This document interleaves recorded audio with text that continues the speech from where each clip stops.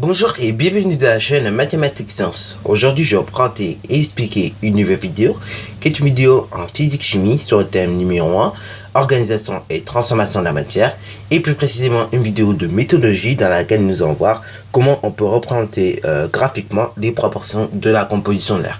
Alors donc là, la meilleure représentation graphique que nous pourrons faire pour cette situation-là, ce sera la représentation sous la forme d'un diagramme circulaire. Pourquoi? Parce que tout simplement le diagramme circulaire, comme on peut le voir, c'est un très joli diagramme qui permet en fait de visualiser très bien les proportions. En voici un exemple donc que je me suis amusé à faire avec la composition de l'air par hasard ici. Voilà. Donc là, et bah ici donc il s'agit d'un diagramme, ok, d'un diagramme circulaire plus précisément, et donc j'en ai fait un sur la composition de l'air déjà ici. Alors donc là c'était celui que j'avais fait quand j'étais en permanence une fois, ok, et donc je me suis amusé à faire ça, ok, puisque je connaissais bien les proportions de la composition de l'air, ok. Donc là du coup dans cette vidéo là on va s'intéresser donc à faire un diagramme comme ceci. Mais avant même de faire le diagramme, il faut quand même justement avoir en tête, comme je dis donc, la composition de l'air. Et donc la composition de l'air, c'est quoi? C'est tout simplement des gaz principaux, tels que le diazote, N2, à 78% que l'on peut le trouver. Après, donc vous avez également donc le dioxygène, donc qui se note O2, et celui-là, donc ce gaz-là, on le trouve à 21%. Ce gaz qui est d'ailleurs responsable donc à la respiration de tous les êtres vivants sur Terre, ok? Sans le dioxygène, du coup, les êtres vivants ne pourraient pas respirer, et y compris nous, êtres humains, puisque nous, en fait, on a besoin également de dioxygène pour respirer, ok? Bon, après donc, nous avons également des gaz rares, qui donc forment les 1 dernier % de la composition de l'air. Parmi ces gaz rares, déjà vous avez le dioxyde de carbone, CO2, que l'on trouve à faible quantité, et après vous avez d'autres gaz qui sont au contraire très rares, tels que le néon, l'argon, également le krypton, également donc vous avez l'hélium et tout plein d'autres gaz comme ci-dessous, ok? Voilà. Donc des gaz rares, il y en a tout plein, mais en voici donc les 4 premiers que nous avons appris dans la vidéo donc sur la composition d'air. Alors là donc justement cette composition d'air elle est trouvée par Antoine de Lavoisier, ok? Donc auparavant Antoine de Lavoisier au départ c'était un alchimiste, mais après peu à peu en fait il est devenu le premier chimiste de l'histoire, et donc il abandonne cette alchimie. Entre parenthèses, pour ceux qui voudraient savoir ce que c'est que l'alchimie, en gros c'est une fausse science qui est née plutôt donc à l'époque de Aristote, ok? C'est Aristote qui fait naître cette fausse science. Bon, après elle se développe au fur et à mesure, puisque il y en a qui voulaient pas écouter les Grecs, parce que les Grecs avaient un truc qu'ils disaient sur la matière, on en reparlera dans une prochaine vidéo, donc je vais pas forcément vous le dire aujourd'hui, mais il y avait un truc qu'ils disaient sur la matière, et ce truc là qu'ils disaient sur la matière, il y a eu des gens qui au contraire ne voulaient pas trop l'écouter.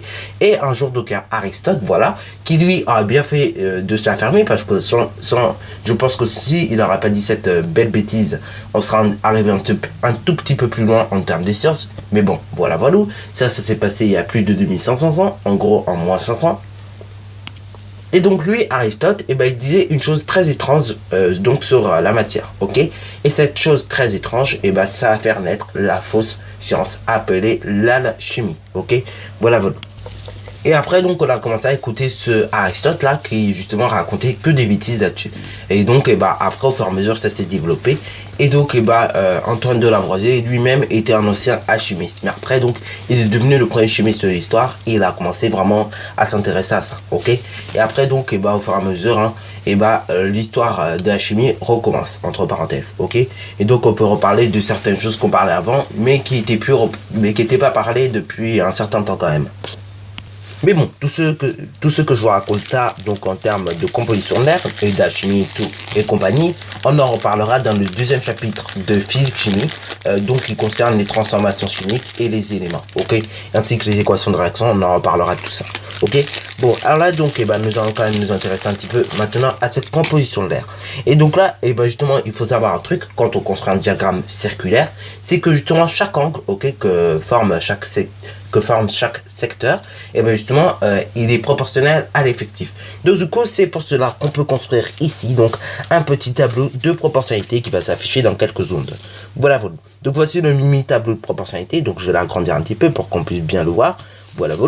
Et donc ici nous avons la colonne des effectifs en pourcent, et en bas donc vous avez la colonne des angles en degrés, ok? Voilà. Et donc là il y a une effectif et un angle qu'on connaît, ok? Donc lorsque nous avons le tout, donc tous les pourcents, ok, donc le 100%, ça représente 360 degrés. Bah oui, parce qu'un cercle, c'est 360 degrés. Et donc, l'effectif total, hein, c'est bien 100%, ok. Donc, du coup, on peut dire que, du coup, 100%, ça représente 360, ok. Et donc, du coup, chaque effectif est proportionnel à son angle, ok. Voilà. Et donc, du coup, vu que c'est proportionnel, on peut s'amuser à faire des calculs de proportionnalité. En l'occurrence, ici, pour trouver pour un comment ça marche. Donc, par exemple, pour trouver de cette colonne-là à cette colonne-là, comment on fait pour y passer? Et là, en l'occurrence, on va diviser 360 par 100, ce qui nous donne donc, je pense que vous connaissez le résultat, 3,6. Ce 3,6, on dit que c'est le coefficient de proportionnalité. Donc, du coup, il va ici. Ok? Voilà. Une fois que nous avons noté 3,6 ici, maintenant, nous pouvons tout simplement effectuer nos calculs.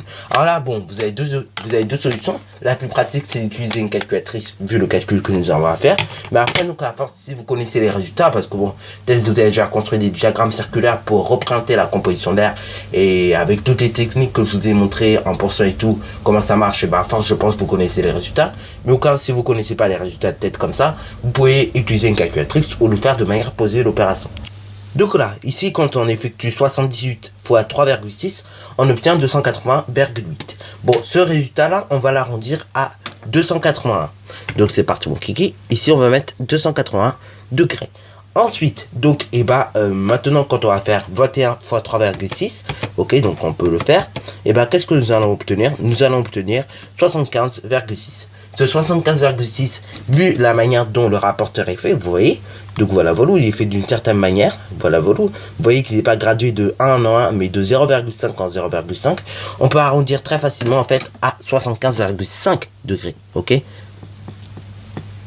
Et après, donc, vous pouvez faire un petit calcul pour voir à peu près où on arrive. Et quand on effectue ce calcul-là pour voir à peu près où on arrive, donc c'est 280 plus 75,5, on voit qu'on arrive à 356,5, ok. Alors là, donc, 356,5 pour arriver à 360, qu'est-ce qui manque? Déjà, on peut dire qu'il manque 3, et il manque 3,5, ok. Donc là, ce 3,6, on va l'arrondir à 3,5, ok, pour la construction du moins. Maintenant, deuxième chose, nous allons construire le diagramme à l'aide des angles que nous connaissons, ok, ou des mesures d'angle qu'on connaît. Alors là, je vous dis tout de suite, si vous n'avez pas trop compris certaines mesures d'angle, je vous conseille de revenir un petit peu en arrière, comme ça vous allez voir certaines mesures d'angle, ok. Voilà. Bien sûr, la dernière mesure donc qui est 1 degré, elle est constructible assez facilement. Alors là, donc c'est parti mon kiki, donc je vais tracer un cercle de rayon quelconque, voilà. Et enfin, donc une fois que mon cercle de rayon quelconque ici donc est tracé, qu'est-ce que je peux faire? Je mets le centre déjà, ok. Si je le vois tout de suite, comme ça au moins ça m'évite trop de faire de manipulation, ok. Voilà. Donc là, j'indique le centre. Et deuxième manipulation qu'on peut effectuer, c'est directement tracer donc un rayon du cercle, ok. Voilà. Ce qui va définir une première demi-droite et ce qui veut dire un des premiers côtés de l'angle, ok. Alors là, donc, pour faire 280 degrés, on pourrait y procéder de deux manières. Soit donc, on fait nos 75,5 plus nos 3,5, comme on a dit, ou soit, on peut faire directement 180 plus 101 degrés, ok. Puisque 101 plus 180, ça fait combien? Ça fait 281 degrés. Et là, ça marche très bien. Alors là, c'est la technique que nous allons utiliser. Donc, on sait que 180 degrés, ça arriverait là. Donc, du coup, à partir de la demi-droite, on va tracer en fait un angle de mesure 101 degrés. Alors, donc là, du coup, alors là, un petit truc aussi ici, apparemment ça dépasse un petit peu la feuille. Ce que vous pouvez faire, c'est mettre une règle pas très loin. Ok, donc la règle, vous la mettez de cette manière-là. C'est-à-dire donc, sur le sommet de l'angle qui est normalement placé donc au centre du rapporteur. Une fois que cela est fait, vous voyez donc la règle, vous la bougez. Vous bougez juste la règle, mais vous bougez pas toute la règle. Il faut qu'il y ait une partie de la règle qui reste sur le centre. Ok, et donc là, vous tracez votre angle. Ok, à l'aide de la règle. Et donc là, c'est fait. Et une fois que c'est fait, on peut juste prolonger comme ceci. Alors là, donc, vous avez remarqué aussi qu'on peut retourner la page. C'est pas un problème. Ok, voilà. Bon, alors là, tout à l'heure, oui, j'avais parlé d'une demi-droite, peut-être que ça coinçait certains. Mais donc, quand j'ai dit je trace un angle de 100 degrés par rapport à une demi-droite, c'était par rapport à cette demi-droite-là qu'on pouvait prolonger, en fait. Donc, de l'origine ici, qui, d'ailleurs, peut se prolonger ici. Ok, voilà. Donc, peut-être ça a gêné un petit peu certains. Donc, je suis désolé peut-être de ne pas l'avoir précisé correctement. Bon, cela dit, donc la première étape est finie. Donc nous allons tracer un angle de mesure 101 degrés à partir de la demi-droite qu'on aura pu prolonger ici. Ok, voilà.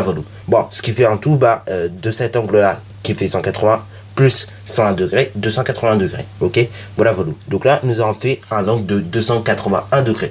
Bon, alors là, bien sûr, ce sont des rapporteurs disques, ok, c'est-à-dire des rapporteurs qui font 360 degrés, eux ils n'ont pas besoin de faire autant de manipulations que moi à l'écran. Mais généralement, vu qu'on a des rapporteurs quand même demi-disques, et souvent on est amené à faire ce genre de manipulation. Ça peut arriver assez régulièrement. Maintenant, à partir de cette demi-droite, ok, que nous venons de tracer ici, ok, et qu'est-ce que nous allons faire? Nous allons tracer un angle de mesure 75,5 degrés, ok. Donc là encore une fois, vu que ça dépasse pas, c'est nickel. Nous n'aurons pas à me faire autant de manipulations que tout à l'heure. On place bien le rapporteur comme ci-dessous, c'est-à-dire donc le sommet de l'angle sur le centre du rapporteur, et donc l'une des deux graduations, ok, du 0, tout simplement sur l'une des demi-droites, ok. Donc en l'occurrence cette demi-droite ici. Et ensuite, je trace un angle de mesure 75 degrés, ok. Donc là en l'occurrence c'est ici 75 degrés. Voilà. Une fois que cela a été effectué, je peux retirer mon rapporteur, mais néanmoins, va falloir quand même qu'on vérifie un truc. Donc là, 75 degrés, c'est pas correct. Nous avons dit donc 75,5 degrés. Donc là, il faut bien faire attention à la graduation et à la manière dont c'est gradué. Ok, là, nous avons 75. Donc ici, 75,5 degrés que nous voulons. Donc, on le met ici. Ok, voilà. Si on n'aurait pas eu un rapporteur aussi précis que ça, nous ne l'aurions pas fait. Mais là, vu que nous avons un rapporteur assez précis, on peut en profiter parce que c'est rare. Donc, une fois que cela a été effectué, je trace l'angle qui correspond. Voilà. Une fois que cela a été effectué, en fait, mon diagramme est déjà fait. Et maintenant, qu'est-ce que je peux effectuer? Donc, c'est tout simplement un petit coloriage, afin donc qu'on puisse bien comprendre en fait ce que ça veut dire tout ça. Alors là, bien évidemment, je colorie en utilisant tout simplement un petit peu les modèles moléculaires. C'est juste la proportion 1% là, donc de la composition de l'air, elle sera pas coloriée selon des modèles moléculaires. Mais sinon, donc, pour le diazote et pour tout simplement le dioxygène, ok, j'utiliserai donc les modèles moléculaires. Donc là, pour ceux qui ont appris les modèles moléculaires, vous allez tout de suite normalement reconnaître tout cela. Voilà. Donc le diagramme circulaire est construit enfin. Donc là, nous allons colorier selon les modèles moléculaires pour certains. Par contre, pour les autres gaz, vu qu'il y en a tout plein, je vais pas colorier en utilisant les modèles moléculaires. Donc là, je vais colorier avec les couleurs que j'avais sous la main. Ok, donc en l'occurrence avec du jaune. Donc voilà. Un petit truc aussi, donc au niveau des modèles moléculaires, vous avez également des formules chimiques associées. Donc là, pour le diazote, c'est N2, ok. Et donc ça veut dire quoi N2 concrètement? C'est-à-dire que tout simplement, dans le diazote, il y a deux atomes d'azote, tout simplement, ok. Alors que dans le dioxygène, O2, qu'est-ce que ça veut dire? C'est-à-dire qu'il y a deux atomes d'oxygène. Voilà. Donc pour ceux qui voulaient se demander qu'est-ce que ça veut dire tout ça, maintenant vous savez, ok. Et pareil pour CO2, il y en a qui se demandent encore qu'est-ce que ça veut dire. C pour carbone, O2 pour deux atomes, pareil d'oxygène, ok. Donc en gros, ce sont des molécules, ok. Pareil pour H2O, qu'est-ce que ça veut dire? C'est-à-dire qu'il y a deux atomes d'hydrogène, et puis après vous avez également un atome d'oxygène, ok. H2O, pour ceux qui se demandent comment ça s'écrit comme ça, H2O. Le chiffre normalement il est toujours un petit peu en bas par rapport à la lettre, ok. Donc en l'occurrence, c'est à dire qu'il y a deux atomes d'hydrogène et un atome d'oxygène. Voilà. Et après on peut s'amuser comme ça, on comprend tout plein, ok. Et à partir de ça, donc vous verrez cette année qu'on peut former ce qu'on appelle des équations chimiques, ok. Et après on peut compliquer un petit peu ce truc là en vous faisant ajuster par exemple ces équations là, ok. Mais tout ça, bien évidemment, on verra ça au cours de l'année. Mais voilà. Donc je vais vous faire découvrir un petit peu ça parce que c'est un truc à savoir, ok. Sur ce, donc, c'est la fin de cette vidéo.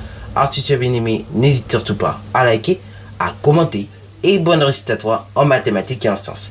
Et d'ailleurs, justement, par rapport à ce que je t'ai fait comprendre, on peut comprendre très rapidement justement les atomes, ok, à partir de ça.